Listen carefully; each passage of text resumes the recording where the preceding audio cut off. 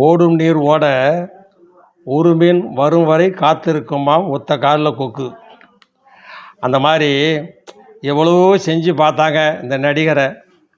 இப்போ காத்திருந்து தேர்தல் பிரச்சாரம் செய்யக்கூடிய நேரத்தில் ஒரு அம்மையாரை களத்தில் இறக்கி விட்டுருக்காங்க. பாவம், இறக்கி விட்டு அவதூறு பரப்புகிறாங்க. இதெல்லாம் ஒரு பெரிய செய்தியே கிடையாது.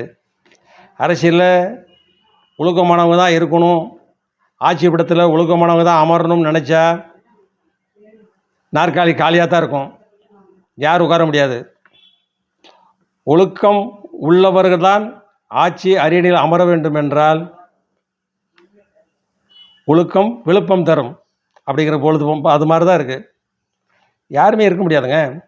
வரலாறு சொல்கிறது. அனந்தநாயகி வரலாறு எடுத்து பாருங்கள்.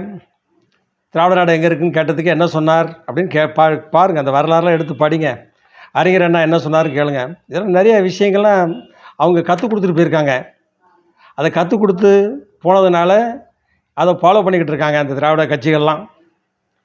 அடுத்தபடியில் வரேன். இப்போ ஒரு நடிகரை தன் கையை வச்சு தன்னை குத்த வைக்கிறாங்க. எவ்வளோ பெரிய இழுக்கு பாருங்கள். இது ஒரு பெரிய விஷயமாக எடுத்துகிட்டு இருக்காங்க. தமிழ்நாட்டில் சர்வசாதாரண இப்போ விவாகரத்துங்கிறது சர்வசாதாரணம். அடுத்தபடியாக வரேன்.